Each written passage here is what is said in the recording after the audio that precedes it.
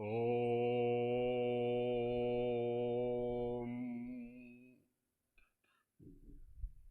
విఘ్నేశ్వరం విఘ్నశాంత్యై వాణీం వాచః ప్రవృత్తయే గురూన్ గూఢార్థభానాయ ప్రణమామి పునః పునః.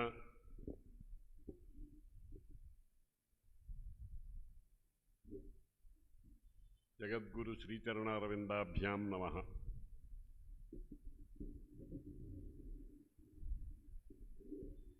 బ్రహ్మశ్రీ వేదమూర్తులు మల్లాది చంద్రశేఖర శాస్త్రి గారితో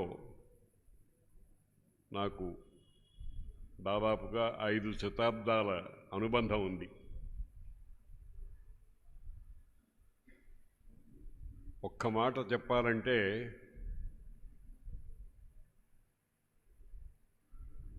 వారు నన్ను సుత నిర్విశేషంగా సంభావించేవారు. వారి పుత్రులతో సమానం అయినటువంటి స్థితితో నన్ను వాత్సల్యంతో చూసేవారు. అటువంటి వారిని చూసినప్పుడు నాకు విశ్వనాథ సత్యనారాయణ గారి పద్యం ఒకటి చాలా సందర్భాల్లో నేను ఉట్టంకించినవి గుర్తుకొస్తూ ఉంటుంది. సత్యనారాయణ గారు రామాయణ కల్పవృక్షంలో ఒక అద్భుతమైన పద్యం, సార్వకాలిక సత్యం అయినటువంటి పద్యాన్ని ఒకదాన్ని చెప్పారు. అది కూడా విరాధుడితో చేతనో కబంధుడి చేతనో నాకు సరిగా గుర్తులేదు అనిపించారు. రాక్షసుడి చేత, రాక్షసత్వం శాపవశానం వచ్చినటువంటి కాబట్టి వాళ్ళలో సంస్కారం ఉంటుంది. ఆయన ఏమన్నారంటే, అలఘు జగత్రయీ వృషలతాంతము ఒకానొక దివ్య లక్షణాకలితుడు మన్నవేళ సమకాలికుడై మనుటే అదృష్టము అయ్యలఘునితోడ సంగతియునైనడ ఎంత అదృష్టమో. ఇది సత్యనారాయణ గారు. 4వ పదం ప్రస్తుతం మనకు అక్కర్లేదు. అలఘు జగత్రయీ వృషలతాంతము ఒకానొక దివ్య లక్షణాకలితుడు మన్నవేళ సమకాలికుడై మనుటే అదృష్టము. మేమంతా మల్లాది చంద్రశేఖర శాస్త్రి గారి సమకాలికులమండి అంటే అదొక పెద్ద సర్టిఫికెట్. అయ్యలఘునితోడ సంగతియునైనడ. అంతేకాదండి, వారెక్కడో హైదరాబాద్లో ఉన్నారు, నేను రాజమండ్రిలో ఉన్నాను, అనంతపురంలో ఉన్నాను కాదు. వారు నాతో మాట్లాడారు, నాతో పాటు కలిసి సభల్లో సమావేశాల్లో పాల్గొన్నారు. వారితో పాటు నేను పాల్గొన్నాను.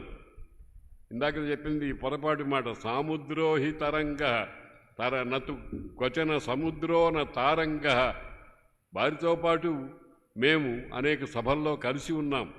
వారు ప్రేమతో, అయ్యా రఘునాథ్ శర్మ గారు, మీరు లేని పౌరాణిక విద్వత్సభ స్వాభావిమానంగా ఉండదండి అని అన్నారు అని చాలాసార్లు అంటూ ఉండేవారు. వారు అటువంటి ఆత్మీయత పొందినవాడు. అయ్యలఘునితోడ సంగతియునైనడ ఎంత అదృష్టమో. దాన్ని ఎంత అదృష్టం అని చెప్పాలి. అటువంటి అదృష్టం బాగా పుష్కలంగా శరీరంలో అణువణువున పొందినటువంటి వ్యక్తిని నేను. మల్లాది చంద్రశేఖర శాస్త్రి గారు సాధారణంగా ఒక్కొక్క శతాబ్దం అనుకోండి పోని, ఒక్కొక్క శతాబ్దంలో ఒక్కొక్క విషయంలో మిన్నులు ముట్టినటువంటి వ్యక్తులు కొంతమంది ఉంటారు. వేద విజ్ఞాన భాస్కరుడు కుప్ప లక్ష్మావధాని గారు, జనార్దనానంద సరస్వతి స్వాముల వారు, అలాగే సన్నిధానం సూర్యనారాయణమూర్తి అవధానులు గారు, రేమిళ్ళ సూర్యప్రకాశ శాస్త్రి గారు. వాళ్ళు వేద విద్యలో వాళ్లను మించినటువంటి వాళ్ళు లేరు. అటువంటి వాళ్ళు కాళిదాసు చెప్పినట్టుగా ద్విత్రాహ పంచషావ, ఇద్దరో ముగ్గురో మహా ఇంకా కొంచెం లిబరల్గా వాల్యుయేట్ చేస్తే 5గురో 6గురో అన్నారు. అలాగే వేదాంతం, వేదం, తర్వాత సాహిత్యం, ఇట్లా విభాగాలు ఏర్పాటు చేసుకుంటే ఒక్కొక్క విభాగంలో సూర్య సమానమైనటువంటి కాంతితో భాసిల్లేటువంటి మహావ్యక్తులు చాలా తక్కువ మంది ఉంటారు. ఇద్దరో ముగ్గురో ఉంటారు, 4గురో 5గురో ఉంటారు. ఆ రకంగా లెక్కబెట్టుకునే వాళ్ళల్లో అగ్రగణ్యులు మల్లాది చంద్రశేఖర శాస్త్రి గారు. ఇటువంటి వాళ్ళని మనం ఏదో యాదృచ్ఛికంగా పుట్టినటువంటి వాళ్ళు అని అనుకోవడానికి వీలు లేదు. అటువంటి వాళ్ళని కారణజన్ములు అంటారు. ఒక ప్రత్యేకమైనటువంటి ప్రయోజనాన్ని సాధించడం కోసం భగవంతుడు వాళ్ళని లోకానికి పంపిస్తూ ఉంటారు, కారణజన్ములు అంటారు. ఆ కారణజన్మత్వానికి పై స్థాయి అవతారం. రాముడు, కృష్ణుడు మొదలైనటువంటి వాళ్ళు అవతరించారంటామే. దాని తరువాతి పరిగణనలోకి వచ్చేటువంటి విషయం కారణజన్మత్వం.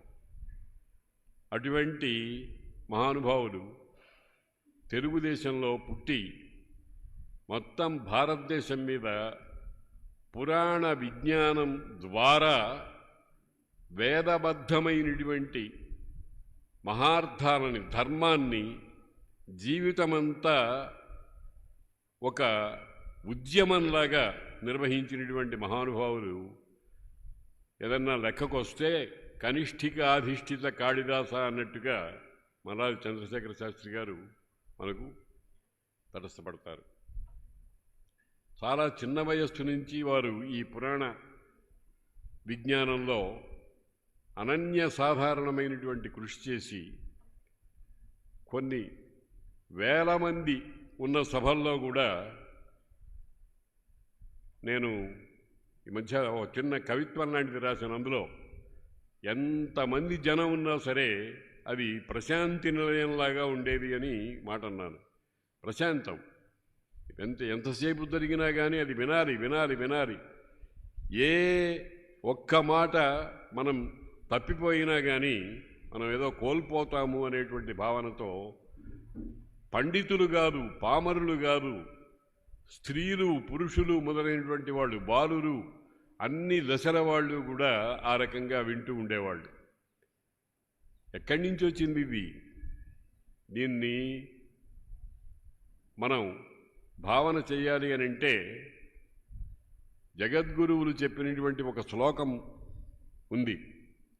నానామ్నాయ పరిశ్రమం కలయతాం నాస్త్యేవ శాస్త్రేషు ధీః.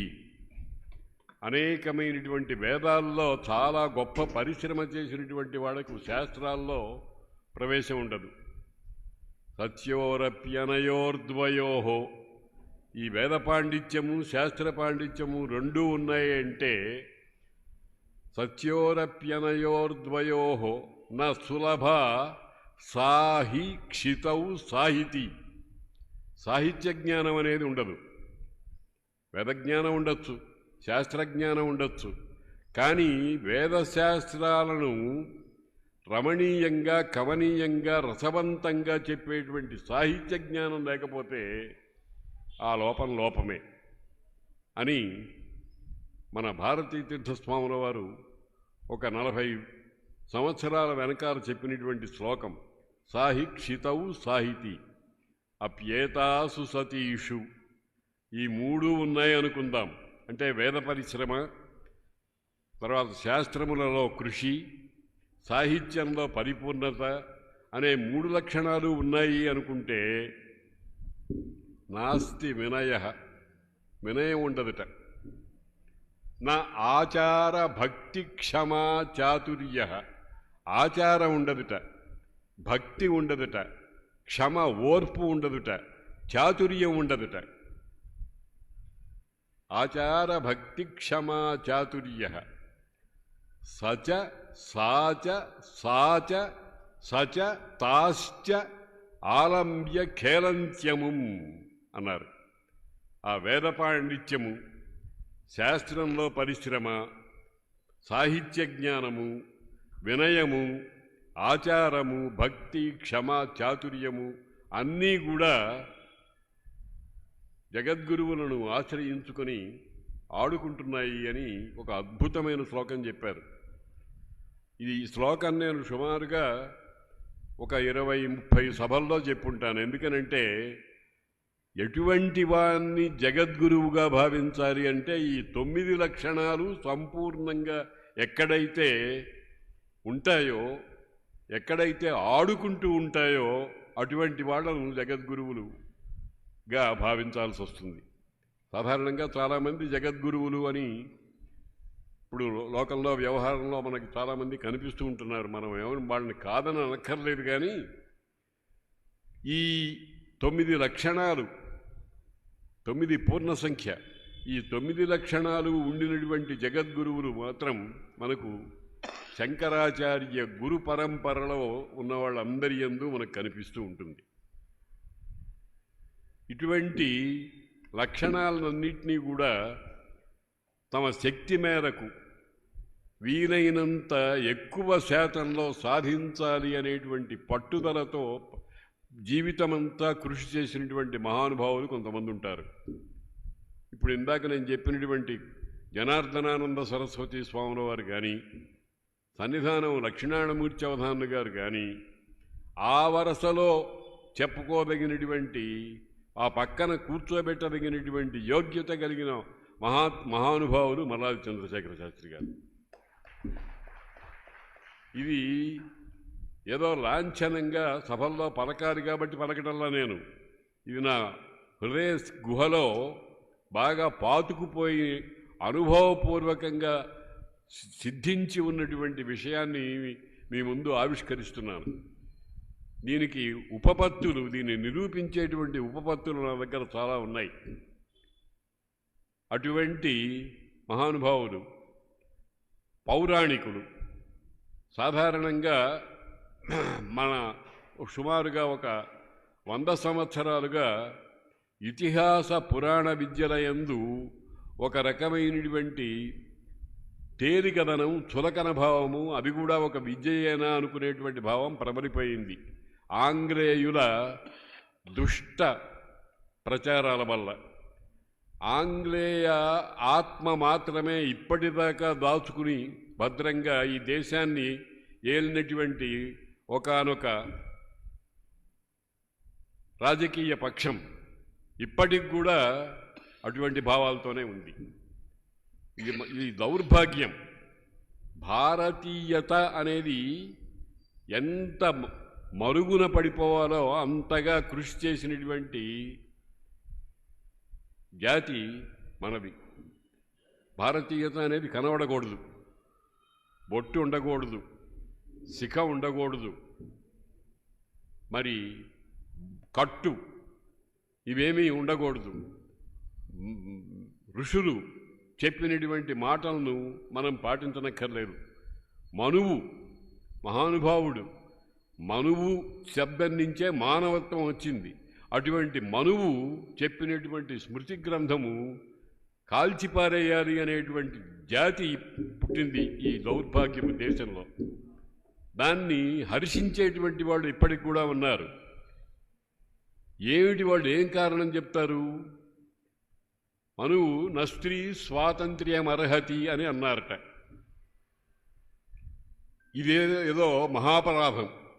అలాగే పరిచర్యాత్మకం కర్మ శూద్రస్యాపి స్వభావజం అన్నారు. పరిచర్యలు చేయమన్నారు మమ్మల్ని అని. కాబట్టి ఒక జాతి మనువుని ద్వేషించడం ప్రారంభించింది. అసలు శబ్దాలకు అర్థం తెలియదు. నస్త్రీ స్వాతంత్ర్యం అర్హతి అనేటువంటి మాటలో అర్హతి అనేదానికి హక్కు అనేటువంటి అర్థము సంస్కృతంలో లేదు. అర్హతి అనేదానికి అనేకమైనటువంటి అర్థఛాయలు ఉన్నాయి. అర్హతి అని అంటే అక్కర్లేదు, స్త్రీకి స్వాతంత్ర్యం అక్కర్లేదు అనేటువంటి అర్థాన్ని తీసుకోవాల్సినటువంటి అవసరం ఉంది. ఆ శ్లోకంలోనే మనం జాగ్రత్తగా చూద్దాం.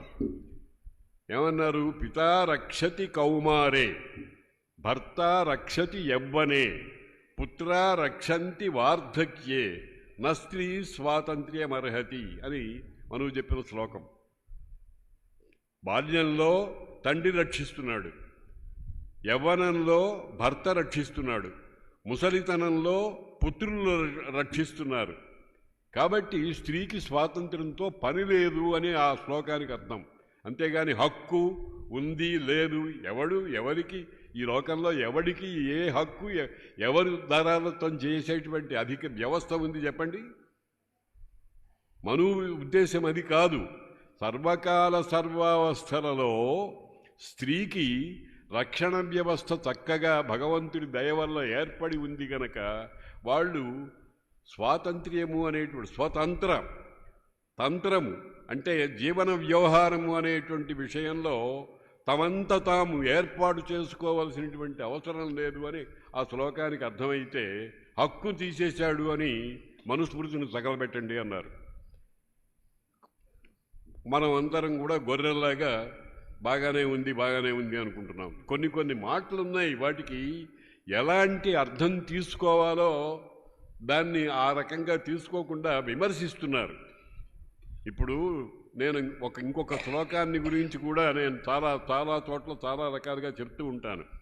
స్వస్తి ప్రజాభ్యః పరిపాలయంతాం న్యాయ్యేన మార్గేణ మహీం మహీషాః గోబ్రాహ్మణేభ్యః శుభమస్తు నిత్యం లోకాః సమస్తాః సుఖినో భవంతు అనే శ్లోకం ఉంది.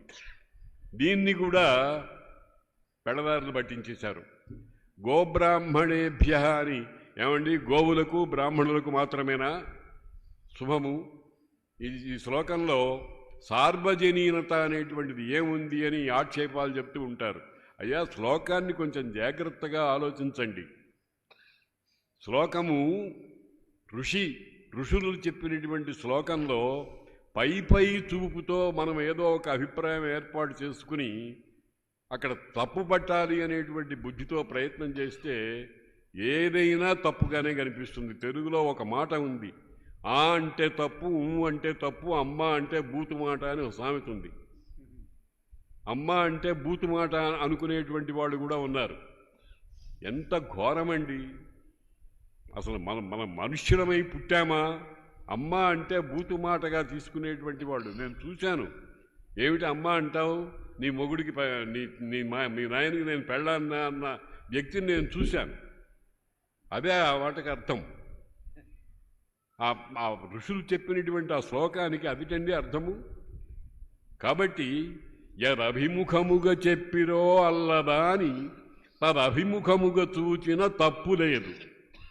ఎవరు చెప్పారో, ఏ దృష్టితో చెప్పారో మనం ఆ దృష్టితో చూడాలి. వాడు ఒక దృష్టితో చెప్తే మనం ఇంకొక దృష్టితో చేసినట్టయితే తప్పెవరిది? మనది. కాబట్టి స్వస్తి ప్రజాభ్యః పరిపాలయంతాం న్యాయ్యేన మార్గేణ మహీం మహీషాః. ఏమన్నారండి ఆ శ్లోకంలో? ప్రజాభ్యః, పుట్టిన ప్రతి జీవికి కూడా స్వస్తి అగుగాక అని చెప్పారు. ఎవరిని పరిహరించారండి? ఎవరినన్నా పరిహరించి పక్కన పెట్టారా? స్వస్తి ప్రజాభ్యః సర్వే భవంతు సుఖినః సర్వే సంతు నిరామయాః సర్వే భద్రాణి పశ్యంతు మా కశ్చిత్ దుఃఖభాగ్ భవేత్. భారతీయ సనాతన ధర్మము ఎవరికి అన్యాయం చేసిందండి? ఆలోచించండి. దీంట్లో నుంచి విపరీతార్థాలు లాక్కొని వాళ్ళల్లో వాళ్ళు కుళ్ళుకొని ఆ కుళ్ళునంతటినీ కూడా ఋషుల మీద ఆరోపణ చేసి ఇవి చాలా ఘోరమైనటువంటివి అని ప్రచారం చేస్తూ ఉంటే మనం అందరం కూడా కళ్ళు మూసుకుని ఉంటున్నాం. స్వస్తి ప్రజాభ్యః. రెండో మాట ఏమన్నారు? పరిపాలయంతాం న్యాయ్యేన మార్గేణ మహీం మహీషాః. మహీషాః రాజులు, క్షత్రియులు, ఆ శబ్దాలన్నీ కూడా అర్థవంతమైన శబ్దాలు, ఏదో ఊరికే జాతివాచకాలు కావు. ఇప్పుడు బ్రాహ్మణ అనే శబ్దం ఉందనుకోండి, యజ్ఞోపవీతం ఉన్నవాడు అనే బ్రాహ్మణుడు కాదు. బ్రాహ్మణ అనే శబ్దానికి బ్రహ్మ విద్య సంపద ఉన్నటువంటి వాడు అని అర్థం.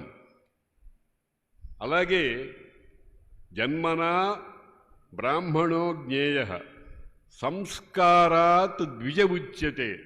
ఉపనయనాది సంస్కారాల వల్ల ద్విజుడు అంటారు, రెండవ జన్మ కలిగినటువంటి వాడు అని. విద్యయా యాతి విప్రత్వం. విద్య అంటే కూటి విద్య కాదు. సా విద్య యా విముక్తయే. ఏదైతే విముక్తికి దారి చూపిస్తుందో దాన్నే విద్య అన్నారు. అదే బ్రహ్మ విద్య. విద్యయా యాతి విప్రత్వం, వాడికి విప్రుడు అనే పేరు వస్తుంది. త్రిభిః శ్రోత్రియ ఉచ్యతే, 3 కలిస్తే శ్రోత్రియుడు అనే పేరు వస్తుంది. ఇట్లా మన సంస్కృతంలో ఉండేటువంటి ప్రతి శబ్దము వెనకాల తట్టెడు భావించదగినటువంటి అర్థాలన్నీ ఉంటే మనకు ఏత్తోస్తే ఆ అర్థం తీసుకుని దుమ్ము ఎత్తిపోయటానికి సిద్ధపడేటువంటి వాళ్ళని ఏమనాలి? వాళ్ళు మనుష్య పరిధిలోనికి వస్తారా అనేటువంటి విషయాన్ని మనం జాగ్రత్తగా ఆలోచించాలి. ఏమన్నారు? మహీశాహ ఈశ అంటే పాలన ధర్మం కలిగినటువంటి వాడు, పరిపాలయంతాం న్యాయ్యేన, న్యాయమును తప్పనటువంటి మార్గేణ మహీం మహీశాహ పరిపాలయంతాం. చూడండి, తర్వాత గోబ్రాహ్మణేభ్య అనేదాన్ని అక్కడ పెడదాం. 4వ పాదం వచ్చేటప్పటికి లోకా సమస్తా సుఖినో భవంతు అని అన్నారు.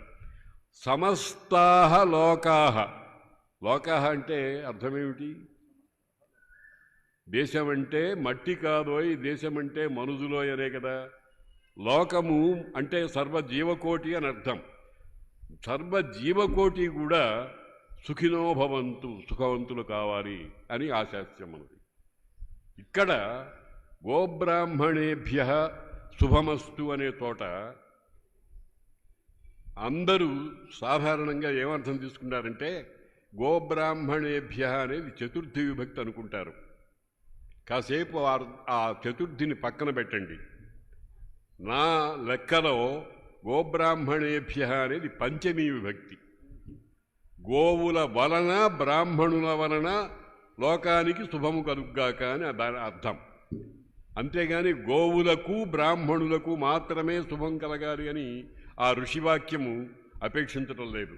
ఎందుకనంటే ఏమి అర్థం ఎందుకు తీసుకోవాలి అంటే, వ్యాకరణ శాస్త్రంలో చతుర్థి విభక్తి వచ్చేటప్పుడు నమః, స్వస్తి, స్వాహ, స్వధ, అలం, వషట్ ఈ శబ్దాలతో యోగం ఉన్నప్పుడే షష్ఠీ విభక్తి బదులు చతుర్థి విభక్తి వస్తుంది అన్నారు. ఈ గోబ్రాహ్మణేభ్య అన్న చోట నమః, స్వస్తి, స్వాహ, స్వధ, అలం, వషట్ ఏదైనా శబ్దం ఉందండి? శుభం అనే శబ్దం ఉంది. కాబట్టి వ్యాకరణ శాస్త్రరీత్యా ఇక్కడ చతుర్థి విభక్తి సరిగా ఉండదు. వికల్పంగా కొన్ని సందర్భాల్లో చతుర్థి విభక్తి రావచ్చు అని ఇంకొక సూత్రం ఉంది. అక్కడ వికల్పం అనేటువంటి స్థితి ఎప్పుడు వస్తుంది? ఏదో ఛందో నిర్బంధమో ఏదో వస్తే అప్పుడు వస్తుంది. గోబ్రాహ్మణానాం శుభమస్తు అనేటువంటి అన్నా కానీ ఛందోభంగమేం కాదే. అట్లాంటప్పుడు ఛందోభంగ రక్షణ కోసం చతుర్థి విభక్తి తీసుకోవాల్సిన అవసరం లేదు. అందుకని ఇక్కడ గోబ్రాహ్మణేభ్య అన్న చోట తప్పనిసరిగా అది పంచమీ విభక్తి అయి ఉండాలి అని శాస్త్ర ప్రమాణం ద్వారా నేను నిరూపిస్తున్నాను. గోబ్రాహ్మణేభ్య శుభమస్తు. గోవులు వ్యవసాయం చేసి పంటలు పండించి లోకానికందరికీ ఇస్తున్నాయి. అవి మనకు అన్నం పెడుతుంటే మనం వాటికి గడ్డి పెడుతున్నాం. చూడండి, అలాగే బ్రాహ్మణుడు ఏం చేస్తున్నాడు? వేద విద్యా సారాన్నంతటినీ కూడా తనలో జీర్ణింపజేసుకుని ఆ విద్యను అనేక విధాలుగా, ముఖ్యంగా పురాణేతిహాసాల రూపంలో లోకానికి ఉపయోగపడేట్టుగా చేస్తున్నాడు. అదే బ్రాహ్మణేభ్య శుభం భవతు అనే మాటకు అర్థమేమిటి? బ్రాహ్మణుల వలన, మల్లాది చంద్రశేఖర శాస్త్రి గారు లాంటి బ్రాహ్మణుల వలన శుభం కలగటం అనేది పౌరాణిక విద్య చేత కలుగుతోంది. గోబ్రాహ్మణేభ్య శుభమస్తు నిత్యం అని. ఇవి ఇట్లా ఉంటే వక్రభాష్యాలు చెప్పి, అలాగే పరిచర్యాత్మకం కర్మ శూద్రస్యాపి స్వభావజం అంటే, పరిచర్యలంటే కాళ్ళు పట్టడం, సేవ చేయటం, మరి వాళ్ళు చెప్పిన పనులన్నీ చేసి వాళ్ళు పెట్టేటువంటి ఎంగిలికూడు తింటాం అనే ఈ అర్థాన్ని తీసుకొచ్చారు. నిజానికి పరిచర్య అంటే అది కాదు, వృత్తులు, వృత్తి విద్యలు. చాకలి, మంగలి, కమ్మరి, కుమ్మరి, కంసాలి మొదలైనటువంటి సమాజానికి కావలసిన వస్తు సేవలను అందించేటువంటి వాళ్ళు. అందుకనే వాళ్ళు పాదము విరాట్ పురుషుని యొక్క పాదం నుంచి పుట్టారు అన్నారు. పాదము శరీరాన్ని అంతటినీ భరిస్తోందండి. పాదం లేకపోతే శరీరానికి నిలుకడ లేదు. అటువంటి శూద్రజాతి వాళ్ళని పరిచర్యలు చేయమన్నారు అని వాళ్లలో విషం ఎక్కించేసి, అయ్యా మీరు లేకపోతే సమాజానికి నిలుకడ లేదు అని శాస్త్రాలు చెప్తూ ఉంటే మిమ్మల్ని దాసులుగా ఉండమన్నారు అని వ్యాఖ్యానం చేసి తప్పుదారి పట్టిస్తున్నారు. కాబట్టి వీటన్నిటికీ కూడా ప్రామాణికమైనటువంటి సమాధానాలు చెప్పవలసినటువంటి దశ మనకు గత 100 సంవత్సరాల్లో చాలా ఎక్కువగా వచ్చింది. ఆ వచ్చినటువంటి వాటికి అన్నిటికీ కూడా ఇతిహాస పురాణాల ద్వారా వాటిని ముందర జీర్ణించుకొని, అక్కడ ఆ పురాణ ఇతిహాస కర్తలు ఏ భావన చేసి చెప్పారో దానిని ప్రజలందరికీ తెలియజెప్పేటువంటి వ్యవసాయం చేసినటువంటి మహాత్ములు మల్లాది చంద్రశేఖర శాస్త్రి గారు. అటువంటి వ్యక్తులు లేకపోతే సమాజమైపోయేది. సమాజము అనే మాట ఒకటి నేను వాడుతూ ఉంటాను ఎక్కువగా. చాలామందికి సమాజము అనే శబ్దం ఒకటి ఉందని తెలియదు. సమాజము అంటే మనుష్యుల మంద, సమాజము అంటే పశువుల మంద. సమాజమును సమాజముగా చేసేటువంటి ప్రయత్నంలో జీవితాన్నంతటినీ వినియోగించినటువంటి మహానుభావుడు. అయం నిజ పరోవేతి గణన లఘుచేతసాం ఉదార చరితానాంతు వసుధైవ కుటుంబకం అనేదాన్ని, ఈ ప్రపంచమంతా నా కుటుంబమే, అందరూ యోగక్షేమాలతో ఉండాలి అని కాంక్షించినటువంటి మనస్సుతో ఆయన తన శక్తియుక్తులన్నింటినీ వినియోగించి ఒక విచిత్రమైనటువంటి సంస్కారాన్ని తెలుగు జాతిలో ప్రసాదించారు. ఇది సాధారణమైనటువంటి పని కాదు. అటువంటి వారు ఇంకొక 100 సంవత్సరాలు ఉన్నా ఆ మన సంస్కారం అనేటువంటిది, భారతీయ సంస్కారం, సనాతన ధర్మ సంస్కారం అనేటువంటిది ఇంకా అనేకమైనటువంటి విధాలుగా రక్తి రాణింపుకు వచ్చి ప్రజల మనస్సుల్లో ఉండేటువంటి నీచ భావాలు పోగు చేసుకున్నాం మనం. కొంతమంది చూడండి, లోకంలో ఒకరు చెప్పారు, ఈ లోకంలో అన్నీ ఉంటాయి, గుణము దోషము అనేవి 2 ఉంటాయి.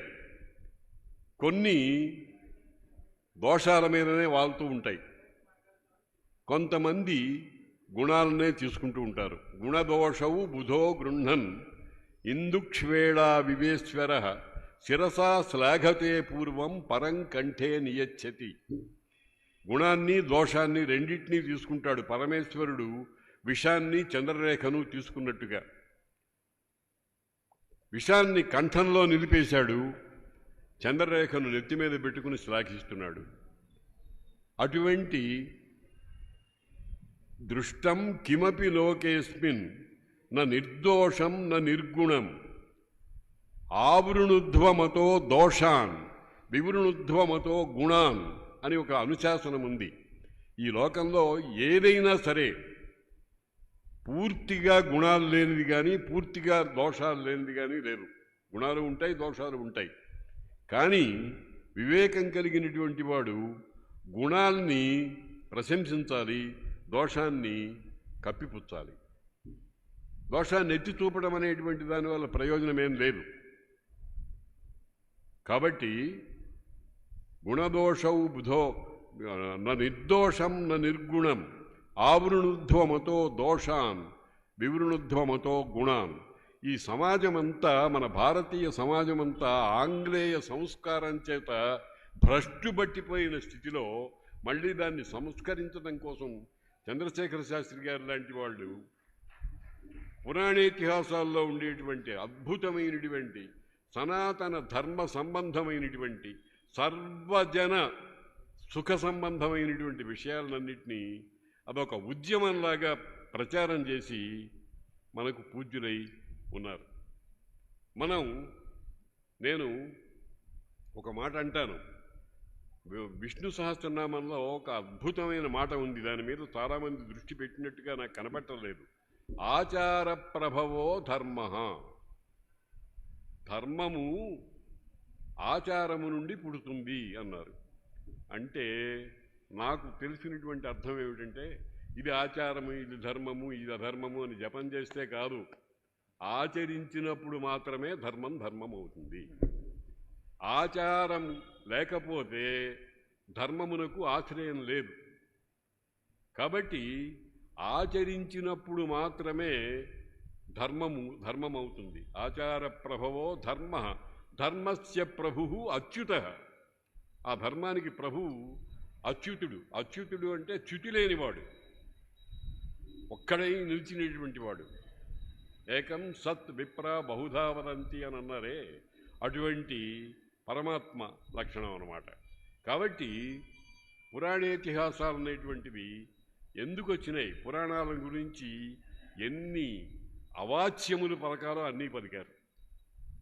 మా మిత్రులు శివరామకృష్ణ శర్మ గారు ఎంత వేదన పడిపోతున్నారు. అన్నీ దుర్వ్యాఖ్యానాలే. దుర్వ్యాఖ్య, కువ్యాఖ్య, విషమూర్ఛిత అన్నాడు మల్లినాథస్తూరి. కువ్యాఖ్యలతో అది ఒక విషం అయి మూర్ఛితమైపోయింది.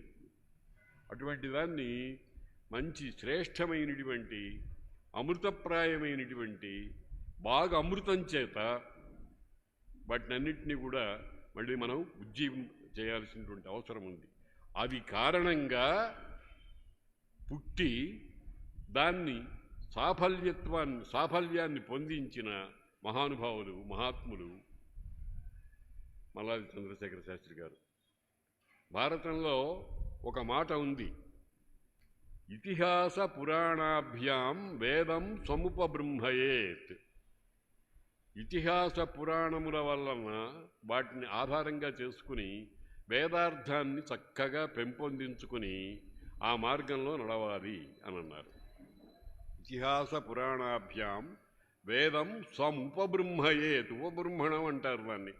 ఉపబృంహణం అంటే బాగా ఉన్నదాన్ని, కొంచెం ఉన్నదాన్ని బాగా పెంచి పెంచి పెంచి మన మన మానవత్వపు జీవితాలకు అంతటికీ పనికొచ్చేట్టుగా ఉపయోగించటం. అక్కడ వ్యాస భగవానుల వారు ఒక అద్భుతమైన మాట అన్నారు. లోకవృత్తాన్ని గమనించి ఒక మాట అన్నారు. ఆ మాట కూడా మనం భావన చెయ్యాలి. ఏమిటంటే, బిభేతి అల్పశ్రుతాద్ వేద. అరకొర పాండిత్యం ఉండేటువంటి వాని చేత వేదము భయపడిపోతుందిట, వేదం వణికిపోతుందిట. బిభేతి అల్పశ్రుతాద్ వేద మామయం ప్రహరిషతి. అమ్మనాయనో వీడు మన తలకాయ పగలగొట్టేస్తాడరా అని వేదం భయపడుతుంది. బిభేతి అల్పశ్రుతాద్ వేదో మామయం ప్రహరిష్యతి అని అన్నారు. అందుకని వేదము ఎప్పుడైతే దెబ్బతిన్నదో అప్పుడు సామాజిక జీవితం అంతా సర్వనాశనం అయిపోతుంది.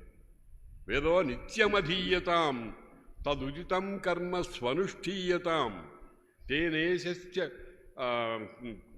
అపచితి క్రియతాం ఇత్యాదిగా శంకర భగవత్పాదులు చెప్పారు. వేదో నిత్యమధీయతాం. వేదము నిత్యము అధ్యయనం చేయాలి. ఎందుకు? వేదం అంటే ఏమిటి అసలు? ఇష్టప్రాప్త్యనిష్ట పరిహారయో యో అలౌకికముపాయం వేదయతి స వేద. వేదం అంటే ఏదో మంత్రాలు, ఉదాత్త అనుదాత్త స్వరితాలు, తలకాయ ఎట్టా ఎట్టుకుని ఘన జట ఇవి చదువుతూ కాలక్షేపం చేసేటువంటి సాధారణమైన విద్యవి కాదు. వేదం యస్య నిశ్వసితం వేదా అన్నారు. ఆ పరమాత్మ యొక్క నిట్టూర్పు వాయువులే వేదంట. వేదం అపౌరుషేయము అని అంటే ఎవరికి కొరుకుడు పడలే. వేదం అపౌరుషేయము అని అంటే ఎవరికి కొరుకుడు పడలే. అపౌరుషేయం ఎట్లా ఉంటుందండి అని అంటారు. ఎట్లా ఉంటుంది అని అంటే ఎందుకుండదు, మనం జాగ్రత్తగా ఆలోచిస్తే ఉంటుంది. కాబట్టి వేదం అంటే ఏం చెప్పారు? ఇష్టప్రాప్తి అనిష్ట పరిహారయో యో అలౌకికముపాయం వేదయతి సవేద. ఇష్టము రావాలి, అనిష్టము పోవాలి. కొన్నాళ్ల కిందట నాకు చిన్న విషయం గుర్తుకొస్తుంది. అనంతపురంలో పనిచేసేటప్పుడు ప్రతి గుమ్మం మీద కొంతమంది రేపురా రేపురా అని రాసుకుంటూ వచ్చారు. ప్రతి గుమ్మం ఇంటి మీద రేపురా అని, రేపురా అనేటువంటి మాట రాసుకొచ్చారు. అంటే ఏదో ఒక మహమ్మారి వ్యాపిస్తుందని, అది వచ్చేస్తోందని అందరూ చెబితే వాళ్ళు దానికి పరిహారంగా ఇవాళ వద్దు తల్లి రేపురా అని, రేపు వస్తే మళ్ళీ రేపు వస్తుంది కదా, అట్లా ఎప్పుడు రాకుండా ఉంటుందని ఒక మహానుభావుడు రేపెందుకు తల్లి ఇవాళే రా అని రాశాడు గుమ్మం మీద. మనుషులు చిత్రమైనటువంటి భావాలతో ఉంటారు. అందుకనే చూడండి, కుంతీదేవి మహాత్మురాలు, ఆమె ఒక విచిత్రమైన కోరిక కోరింది. విపదస్సంతు నశ్చస్వత్ తత్ర తత్ర జగద్గురో. కృష్ణుణ్ణి కుంతీదేవి ప్రార్థించింది, అయ్యా మాకు జీవితంలో ఎక్కువగా కష్టాలు తెచ్చిపెట్టు. ఇదేమిటమ్మా, కష్టాలు తొలగించు అని అందరూ ప్రార్థిస్తారే, నువ్వేమిటి కష్టాలు తెచ్చిపెట్టు అని అంటున్నావేమిటి అని అంటే, అయ్యా కష్టాలు వచ్చినప్పుడే కదండి నిన్ను స్మరించేది. నీ స్మరణం అనేటువంటిది ఎటువంటిది?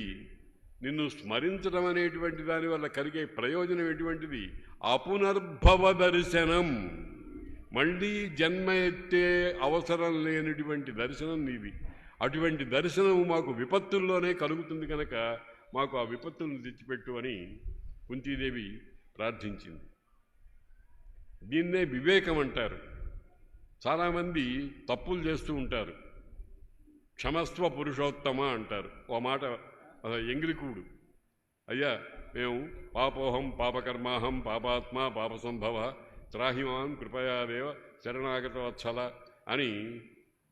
ఇది దీంట్లో చిన్న కీలకమైన విషయం ఉంది. దాన్ని గమనించకుండా పాపాలు చేస్తూ ఉండటం, క్షమ అడుగుతూ ఉండటం, ఇది కాదు ఆ ఉద్దేశం.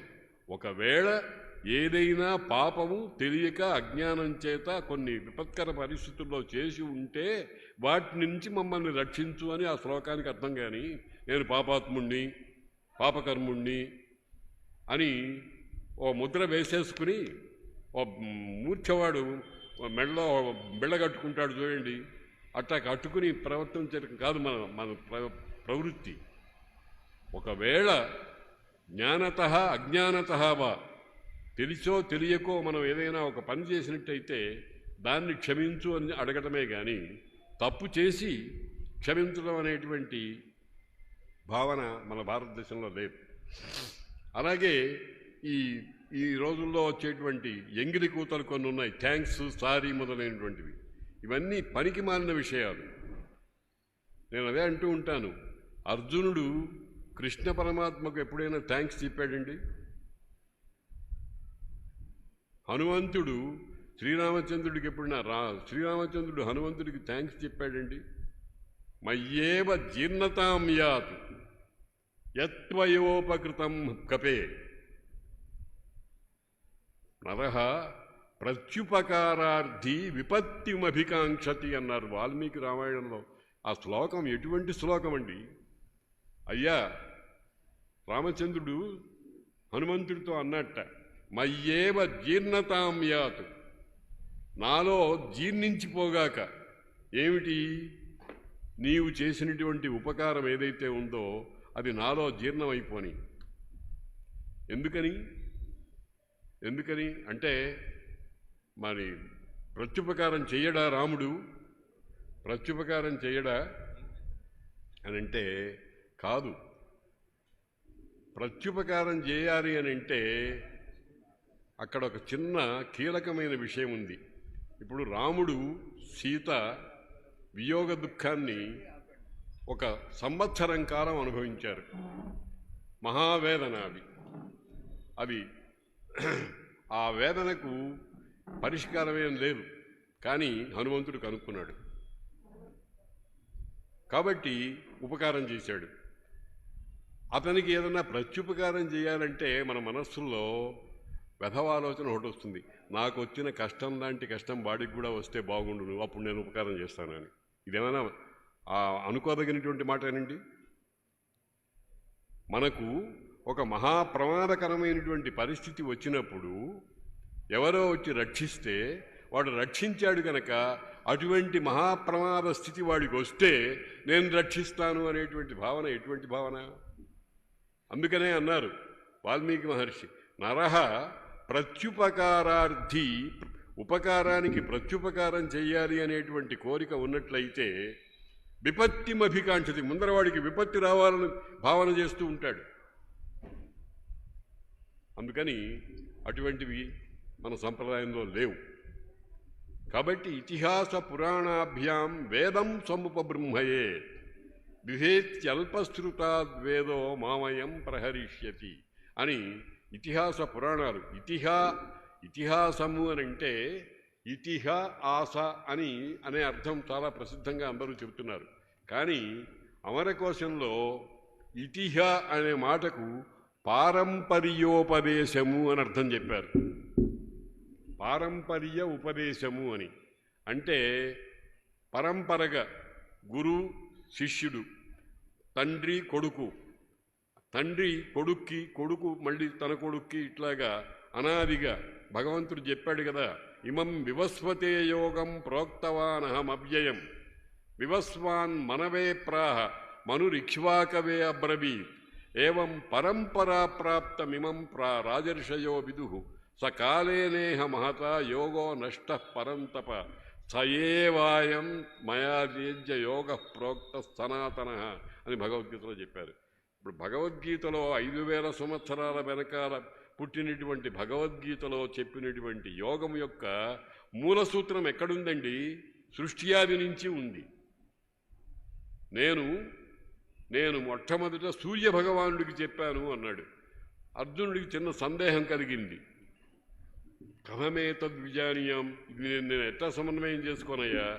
అపరం భవతో జన్మ పరం జన్మ వివస్వత కథమేతద్విజానీయాం త్వం ఆదౌ ప్రోక్తవానితి. నిన్నగాక మొన్న నాతో పాటు కలిసి పుట్టిన నీవు మొట్టమొదటి నేను సూర్యుడికి చెప్పాను అంటే ఎట్టగయా నేను నమ్మటమని మన కోసం అడిగాడు. అర్జునుడికి సందేహం లేదు, మనందరికీ ఒక జ్ఞానం కలిగించడం కోసం అడిగాడు.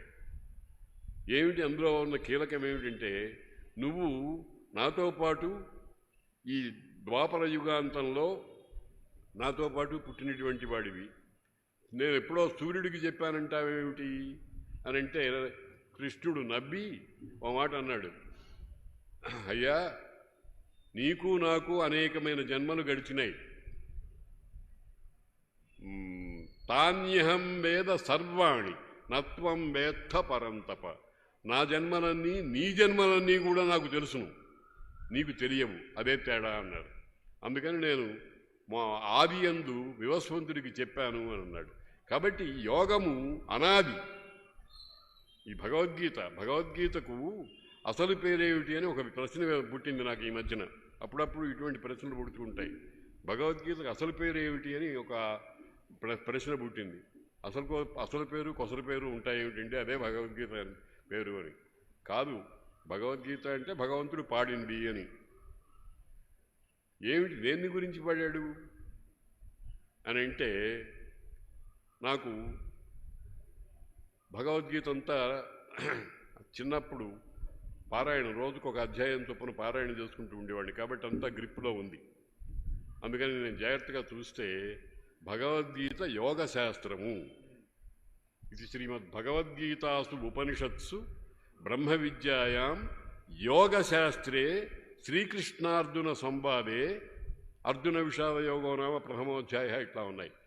భగవద్గీత అంతా తీసి చూస్తే 116 సార్లు యోగ శబ్దం కనిపిస్తుంది మనకి. గీతా శబ్దం ఎక్కడా కనపడదు.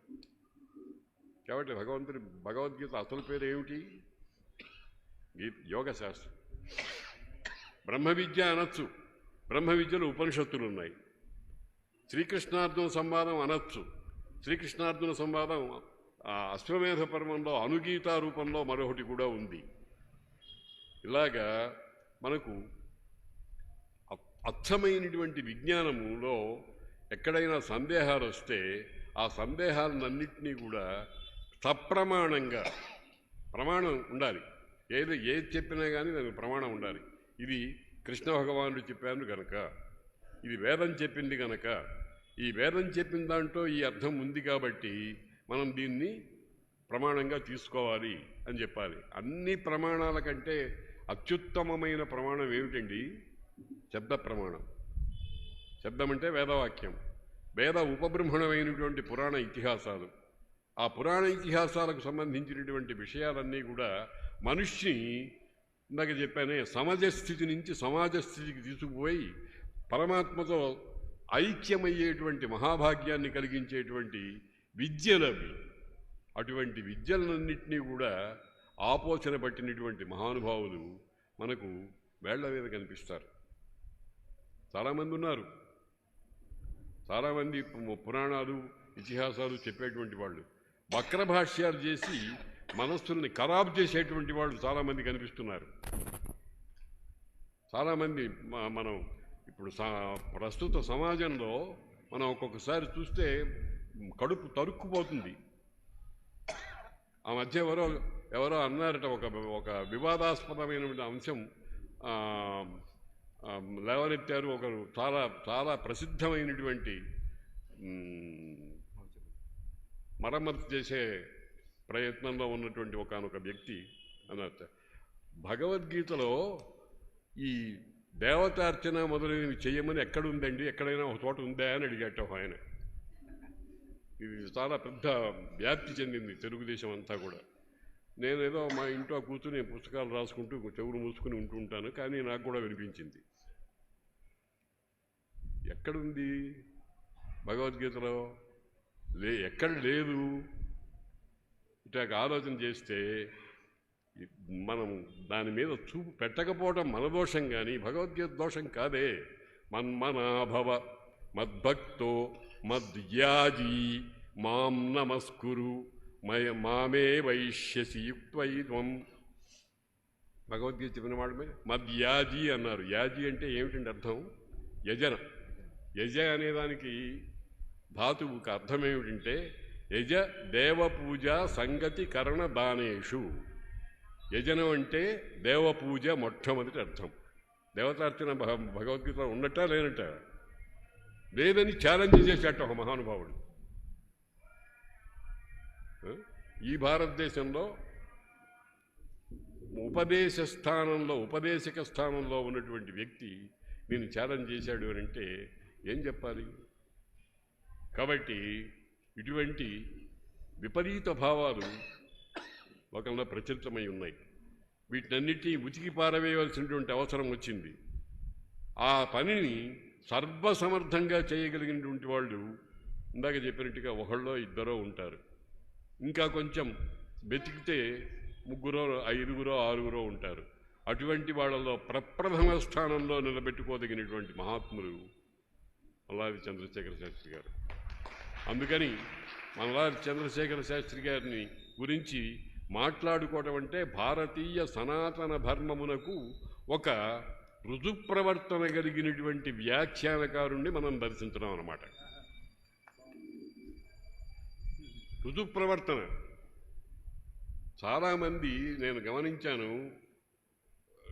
నాకు కూడా ఇప్పుడు 85 సంవత్సరాలు వస్తున్నాయి. మంచి అనుభవం, పుష్కలమైన అనుభవం ఉంది.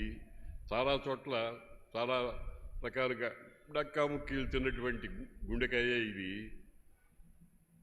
మనము ఏం చేస్తున్నాము, దేనిని ప్రచారం చెయ్యాలి, దేనిని ప్రచారం చేస్తున్నాము?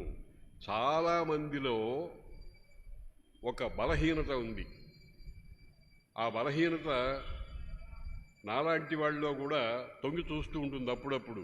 కానీ దాన్ని వదిలించుకోవడానికి చాలా ప్రయత్నాలు చేస్తూ ఉంటాను. ఏమిటంటే బలహీనత, నన్ను చూడు నా అందం చూడు అనే దాని మీద కాన్సన్ట్రేషన్. నేను ఇప్పుడు ఉపన్యాసం చెప్పాను అనుకోండి, అబ్బా రఘునాథ్ శర్మ గారు ఎంత గొప్పగా చెప్పాడండి అని 10 మంది చప్పట్లు కొట్టాలి అనేటువంటి ఒక నీచమైనటువంటి భావన మనసులో ఉంటుంది. అదొక్కటే లక్ష్యం. కానీ ఉండవలసింది అది కాదు. నన్ను చూడు నా అందం చూడు కాదు, భగవంతుణ్ణి చూడు, భగవంతుణ్ణి చూపించు. మనం నోట్లో నుంచి మాట ఏదైనా బయటికి వస్తే దాని వెనకాల ఉండేటువంటి మూల సూత్రం ఏమిటంటే పరమాత్మ దర్శనం కోసం ప్రయత్నం చేయాలి, పరమాత్మ దర్శనం కోసం ప్రచోదన చెయ్యాలి మనుషుల్ని. పరమాత్మ దర్శనం పొందినటువంటి వాళ్ళకు పొందాలని అనుకునేటువంటి వాళ్ళకు చేయూతనివ్వాలి. ఒక అండదండలు అంటామే, అటువంటి అండదండలు ఇవ్వాలి. అటువంటి అండదండలు ఇచ్చేటువంటి పెద్ద దిక్కు మనకు మల్లాది చంద్రశేఖర శాస్త్రి గారు. ఇది అనుభవంతో చెప్తున్న మాట, ఏదో సభా మర్యాదగా చెప్తున్నటువంటి మాట కాదు, అనుభవించి చెప్తున్నటువంటి మాట.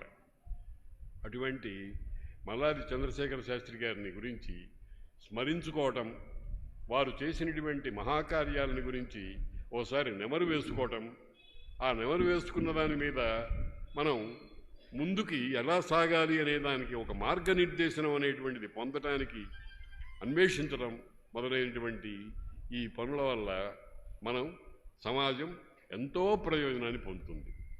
అందుకనే అటువంటి వాళ్ళ వల్ల ఒక తరమంతా బాగుపడుతుంది.